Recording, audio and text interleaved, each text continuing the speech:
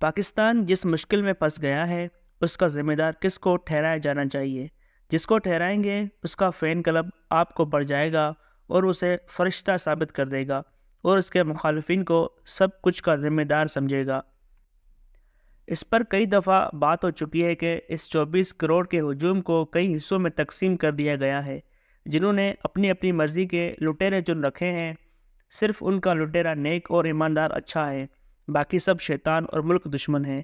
اگرچہ انسان ایک طرح نہیں سوچتے اور انہیں سوچنا بھی نہیں چاہیے، کیونکہ ڈائیورسٹی ہی اس دنیا کی خوبصورتی ہے۔ اگر پوری دنیا ایک جیسا سوچنا شروع کر دے تو پھر اس زندگی اور کائنات کا کوئی تک نہیں بنتا۔ اس لیے لوگوں کا مختلف لیڈروں یا سیاسی نظریات کو فالو کرنا بھی ضروری ہے۔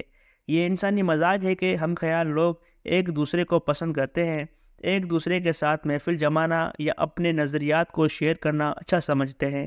یہ بھی انسانی نفسیات ہے کہ ہر نظریے کے فالوورز خود کو سچا اور دوسرے نظریے کے لوگوں کو جھوٹا سمجھتے ہیں، اور یوں نظریات اور انسانی سوچ کا ٹکراؤ چلتا رہتا ہے اور انسانی ارتقاء جاری رہتا ہے۔ دنیا کے دوسرے حصوں میں بھی نظریاتی بنیادوں پر سیاست کی جاتی ہے، لیکن مہذب معاشرے اپنے لیڈروں کی اندھا دھند تقلید نہیں کرتے۔ اگر ان لیڈروں بارے کوئی انکشافات سامنے آ جائیں تو وہ فوری طور پر اس سے توقع رکھتے ہیں کہ وہ پبلک لائف سے الگ ہو جائیں، عہدے چھوڑ دیں، پارٹی چھوڑ دیں، بلکہ گم ہو جائیں۔ اگر انکشافات کی نوعیت مجرمانہ ہے تو پھر پولیس اور عدالت کا سامنا کرے گا اور سزا بھگتے گا۔ وہاں جتنا بڑا لیڈر یا حکمران ہے، اسے زیادہ سزا دی جاتی ہے۔ وہ معاشرے اپنے جیسے انسانوں کی پرستش سے آگے نکل گئے ہیں۔ ان کے نزدیک انفرادی لوگ اہم نہیں ہیں۔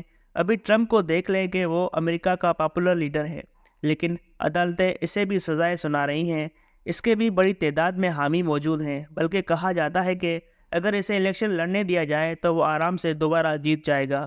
لیکن ہمارے ہاں یہ رواج ہے کہ لوگ اپنے پسندیدہ بندے بارے کوئی بات نہیں سننا چاہتے، اور اسی کا فائدہ ان لیڈروں نے اٹھایا ہے جو خود کو جوابدہ نہیں سمجھتے۔ وہ خود کو ہر قانون اور قاعدے سے اوپر سمجھتے ہیں، اور یہ بات ان کے فالوورز کو بڑی اچھی لگتی ہے، کیونکہ وہ فالوورز یہی خواب اپنے لیے دیکھتے ہیں کہ ان کو کوئی ٹچ نہ کر سکے۔ وہ اپنی بھگوان ہے بن کر زندگی گزاریں، دھوم دھڑکے سے لش پش سے ڈان بن کر گاڑیوں سے اتریں، ساتھ میں محافظوں کی فوج جو لوگوں کو دھکے دے کر راستہ بنائے اور وہ کالے گلاسز لگائے چل رہے ہوں۔ یہ رعب دبدبہ ہم سب چاہتے ہیں، اس لیے ہمیں وہی بڑے لوگ اچھے لگتے ہیں۔ آج بھی دیہات میں الیکشن جیتنے کا یہی فارمولا چلتا ہے کہ ایک بڑی گاڑی لیں، اس میں 4-5 کلاشنکوف اٹھائے گارڈز ہوں جو گاڑی رکنے سے پہلے ہی جمپ لگا کر نیچے اتریں اور صاحب کی گاڑی کا دروازہ کھول دیں۔ گاڑی کے پیچھے ایک اور ڈالا ہو جس میں مزید لوگ ہونے چاہیے۔ الیکشن کے دنوں میں یہ لطیفہ زیادہ عام ہوتا ہے کہ 5-10 کروڑ لگژری گاڑی سے بندہ اتر کر ایک جھونپڑی کے سامنے کھڑے غریب بندے کے سامنے ہاتھ باندھ کر کہتا ہے، سائیں میں تھاڑا غلام، اور وہ بیچارہ غلام اسی خوشی سے بے حال ہوتا ہے کہ آج بھگوان اس کے دروازے پر چل کر آیا ہے۔ اس بیچارے کو گھر میں جگہ نہیں مل رہی ہوتی کہ اسے کہاں بٹھائے۔ وہ کبھی اپنی جھونپڑی تو کبھی گاڑی، اور اس کے سامنے ہاتھ جوڑے حکمران کو دیکھتا ہے جو اس کے ایک ووٹ کا محتاج ہے، اور اس کا ایک ووٹ اس کو حکمران بنا سکتا ہے۔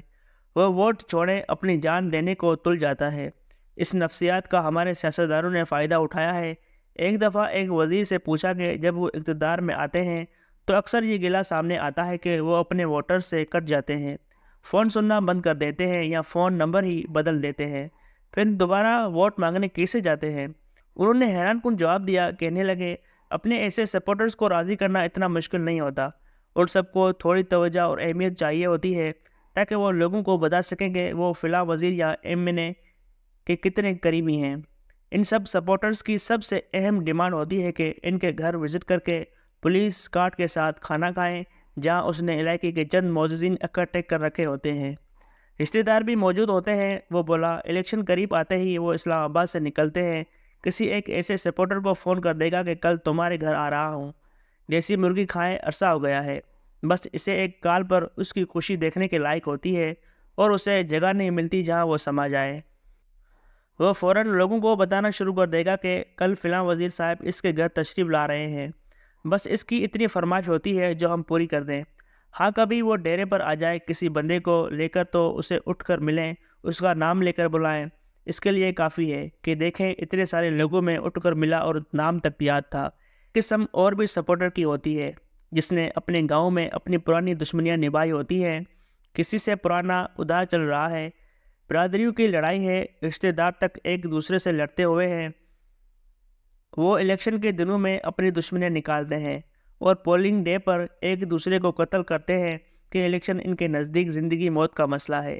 اگر پولنگ ہار گئے تو پھر گاؤں میں کیا منہ دکھائیں گے کہ چودھری ہار گئے۔ یوں اس کھیل میں فائدہ دونوں اطراف کے امیدواروں کو رہتا ہے جنہیں کسی سے ووٹ نہیں مانگنا پڑتا۔ وہاں پہلے سے دھڑے بنے ہوئے ہیں اور ایک دھڑا یقیناً آپ کے ساتھ اللہ واسطے کھڑا ہوگا اور وہ جان لڑا دے گا۔ پھر ایک اور دھڑا ہوتا ہے جو گاؤں میں چودراہٹ چاہتا ہے، مخالفین کی بہنوں بیٹیوں کی ٹرانسفر کرانے کا شوقین ہوتا ہے، یا پھر اس گاؤں کے وہ سب نوکری پیشہ لوگ جنہوں نے ووٹ نہیں ڈالا ہوتا، ان سب کی فرصتیں وہ تیار رکھتا ہے، اور جو ہی اس کا پسندیدہ بندہ MNA اور MPA بنتا ہے، اگلے چند دنوں بعد دھڑا دھڑ تبادلے شروع ہو جاتے ہیں۔ اگرچہ چند برسوں میں اس رجحان میں کمی آئی ہے اور تبادلوں کا سسٹم بہتر ہوا ہے، تو اس کا کریڈٹ پنجاب میں تحریک انصاف کی عثمان بوزدار کی صوبائی حکومت کو تمام تر دیگر خرابیوں کے باوجود دینا چاہیے۔